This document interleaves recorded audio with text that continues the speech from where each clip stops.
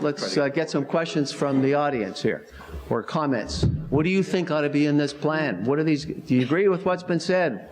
Don't ask my questions for me, Paul. Hi, my name is Laura Taylor. I'm the Planning Program Director at York University, and I'd like to thank everybody for a really great session this morning. It was absolutely fascinating. So I'm standing here, I have a comment, and then I have a question. So with one of my hats on, because Russell Matthews not here from Hempson Consulting, and he's done a lot of the background demographic work for the growth plan. And so if Russell was here, he would say, in terms of thinking about the demographics and moving forward over the next, 30, 40, 50 years, is that Toronto is a very unique place. And Toronto has a very high immigration rate. We will have a lot more young people, and we will not experience the same kind of changes that other metropolitan areas in North America might have. Although we have an aging population, and so aging population means that people tend to move out of the larger homes into smaller units, we will have a very high proportion of younger people who will continue to seek, that Canadian dream. And so that's something that might temper the way that we experience that. That was my comment. And now my question is regarding the environment. So that was my Hempson hat, and this is my Faculty of Environmental Studies hat. So many of our students are obviously very interested in nature and the environment and the kind of impact that the growth plan is having on being able to save the countryside and protect natural areas. And it's one thing that we really haven't talked about today, is the success of the growth plan in environmental protection. Leith earlier on said, let's talk about the net developable acreage of a typical new area. But that's gone up because we do a great job in keeping natural areas within our new suburbs, and I think that that's a good thing. So I just wondered if each of the panelists wanted to talk about what they think about the growth plan and kind of nature and conservation. Okay, it looks like Rob wants to kick it off here. Sure, and I'm going to speak to the growth plan and the translation of the growth plan. So in our community, environmental protection is really important, not the least of which because about 80% of our water supply comes out of the ground. So we are groundwater dependent. And the growth plan has really been catalytic for us. We're not part of the Greenbelt, but Regional Council, in concert with assembling the translation of the growth plan to protect a countryside and a countryside line and regional recharge areas and the Central Transit Corridor, established what are called environmentally sensitive landscapes. That's effectively our Greenbelt. That's about 15,000 hectares of protected land. So that's sort of the looking out. And that's also in part integrated and a buffer to our agricultural lands, which are about 225,000 acres. Within, and really this speaks to the area between the urban growth centers, our new community building strategy is, in fact, trying to get out ahead of green space in terms of expanding the green space and linking the green space within our Central Transit Corridor. So again, I think the shared vision has been catalytic for more green space within the built area, and then, as I say, our own version of the green belt outside of the built-up area. Other panelists? I can't let a question about subdivisions or development in green space go without talking about it. So I'm a very green developer. We are doing what you call low impact development practices, which I'm learning is very expensive but intriguing. And then the homeowners, we have to tell them, please don't rip those bulrushes out in the ditches. It's really a bioswale, and we need you to keep them. They really think they're a nuisance, and mosquitoes grow and their children will die. So it's a market conundrum. I also have a proud owner of much greenbelt land. I'm now offering up bobolink and barn swallow preserves to other developers on a per bird price. I actually think that the whole green development, green sprawl, green sprawl includes, school boards not making schools 2 stories and rationalizing sizes of sharing uses. Why can't a storm pond be on a soccer field? Because if it's that deep, you can't play anyhow. So, you know, what? So I'm frustrated by it all because I think we could do more. It's just that there's this drive that every week somebody graduates and thinks there's a better way to do it, and so everything waits until they find the perfect environmental solution. It has very little to do with the growth plan. I actually think it has nothing to do with the growth plan. It's what we're doing in the evolution of development within Ontario anyhow. I have a minor in geomorphology now, which most of you don't have any experience in. Anyone else? I guess I would just say, to me, the issue of the green environment outside the green belt is something that really depends on the intensification. So in other words, if we don't get the intensification in the already urbanized areas, and if we're not efficient in developing the greenery at the green fields at the edge, then we might be getting that kind of leapfrogging over the green belt. And those areas out there are a little more nebulous. And so the whole thing is kind of interdependent. So we really, protecting those areas and making sure we're not getting kind of, you know, sprawling and sporadic development beyond the greenbelt really depends on getting that efficient development and the achieving those actual levels of intensification and redevelopment, you know, in the greater Golden Horseshoe within the inner core ring. So I think those two things are dependent in that way.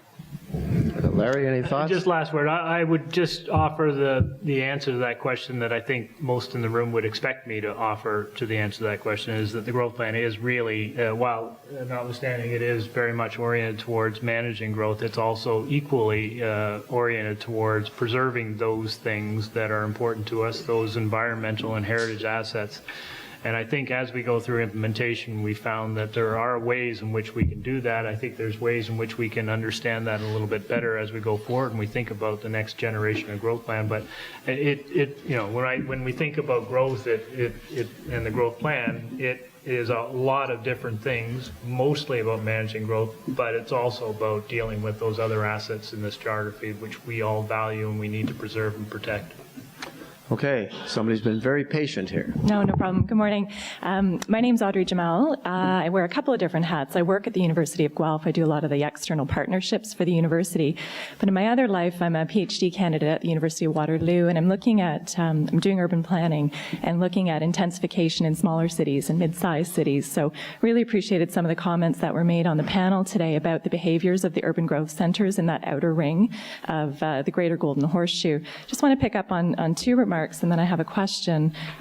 Interested in both the culture of planning departments in smaller cities. I think there was a remark made about the transition of people working, feeling great comfort in working in Greenfield and being asked to work in more urban sort of intensification modes.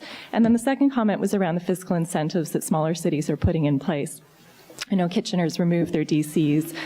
Certainly where I live in the city of Guelph, we've done a lot in terms of tax increment financing, and it's done some amazing things in our downtown core in terms of bringing in new condos, and all the people, to the point you made, who opposed that 18-story building, it's sold out immediately. So it really does speak to the way that people want to live even in smaller cities. So I guess my question is, what other innovations are you seeing in that smaller city space? What are the barriers that you're seeing, and what are some of the interesting things that are happening? Okay, great question. Rob, you want to start that one? Yeah, I'm not sure where to go with it. I'm going to go to your first point, I think, which is sort of the greenfield versus the, whatever you want to call it, a reurbanization planner. We actually have two teams because the reurbanization regulatory environment is so complex. But we are fast shifting over to sort of a reurb team. The one thing that has become very clear to me is that the trade-offs are much more difficult to deal with. You need to really understand the economics of what you're talking about, and you need to be really sensitive to the fact that the quicker your opinion can be provided to the development prospect, the better, because there are often properties that are being optioned. So it's a different environment. I think it's exciting and healthy. It's complex, but I would say that the whole prospect is a little bit more tricky, and I think the planners have to get a little bit more comfortable with ambiguity. I'm gonna leave it at that. How about small towns, small cities? Leith, your experience?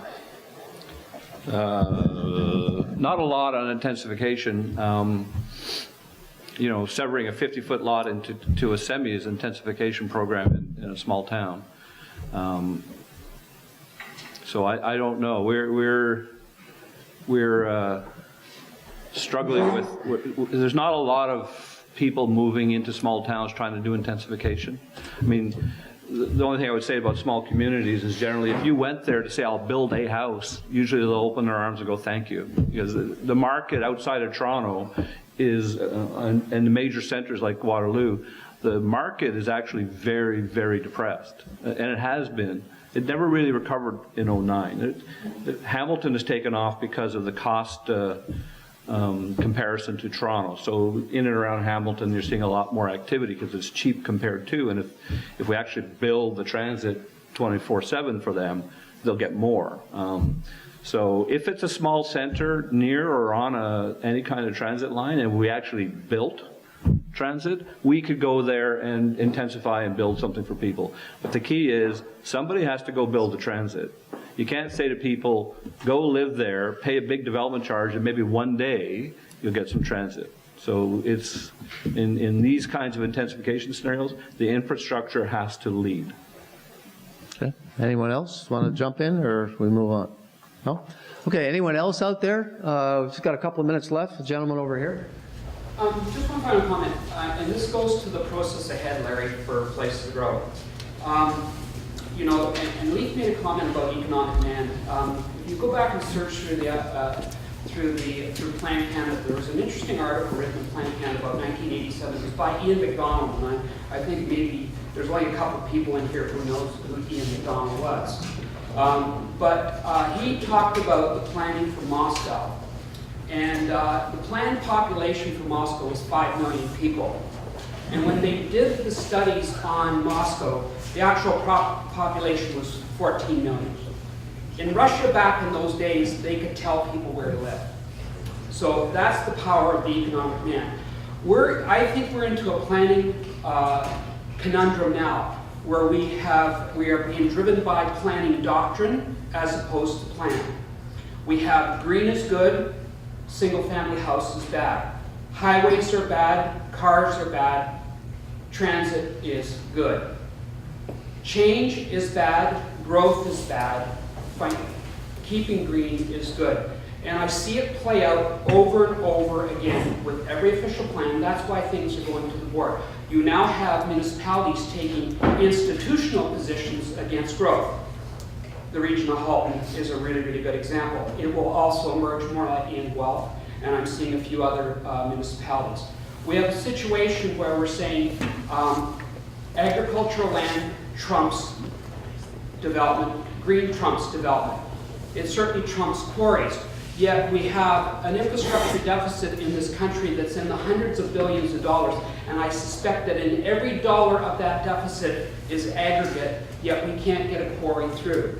So my fear is that while we're worrying about land numbers and that, and land equations and intensification and everything like that, we're into a situation where Rome may be burning under our feet, where we're not being competitors.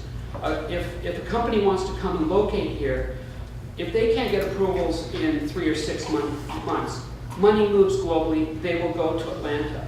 So what I'm concerned about is that we're going to go back into the process again, and what we're going to have is some battling doctrines.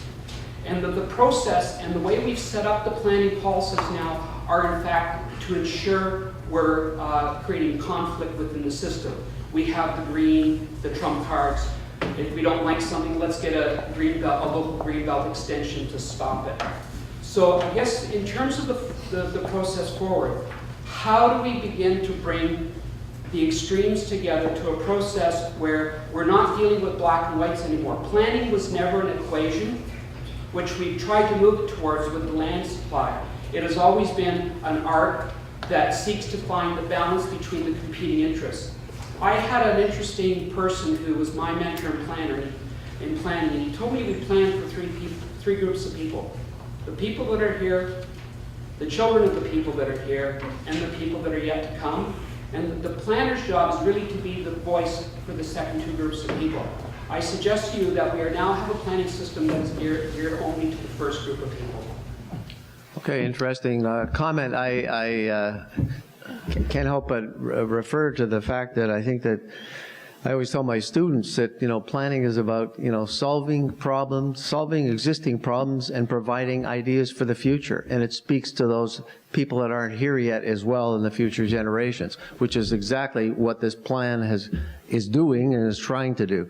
So I think it's about time to wrap up, and I just want to give Larry the last word on this, because thank you. I think he's taken copious notes. He's heard a lot of comments here this morning. He's got a tough job, but I just want to say one thing, that we are where we are. We're all in this together. We're going to move forward, and we've got to make this work, and we've got to make this plan work in the marketplace. We got to make it work for people. We got to make it work for ourselves and for our kids and their kids. So, Larry, back to you. I hope it's been helpful. What are your final words of wisdom here? Well, I couldn't say it any better than that, Paul. That was really nice. But I did want to respond to what Dave was talking about, because I think he makes a really good point. And my observation is growth is coming, and growth is good. If you think about where we are, where we've been, and where we want to go, the alternative is not that good. It's coming whether we want it or not.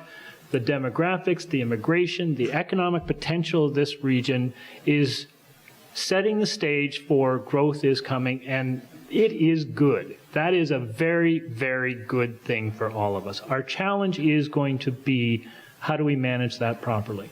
How do we invest our public and private resources in a way that support that, promote that, and make it into an urban form that makes the best sense for all of us and represents the kind of complete communities and the sorts of living and working environments that we all know in this room where we want to get to. But it's going to take an awful lot of work. We're at a really interesting stage in the growth plan and the green belt and all the different plans.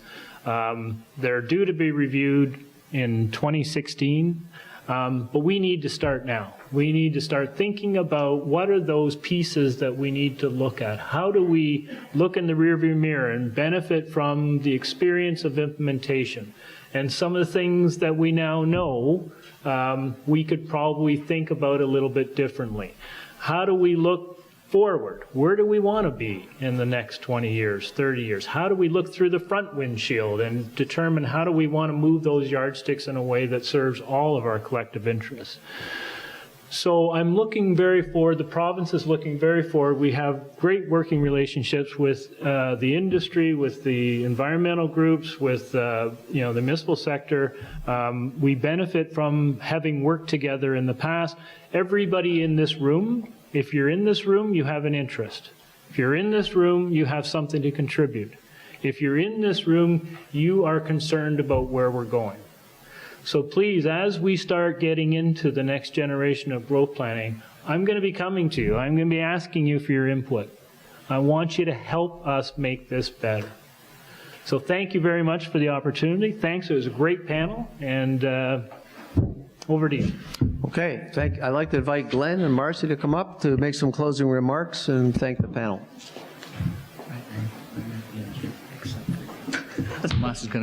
So thank you. Just a couple of comments to bring some of these thoughts together. Pamela mentioned the auto-dependent communities around Toronto. The Ministry of Transportation tells us that within 20 years, people over the age of 75, 42% of those 75-year-olds won't have driving licenses. Can you imagine living in these auto-dependent communities if you can no longer drive? That's one issue, and it's something that we have to work very hard to address.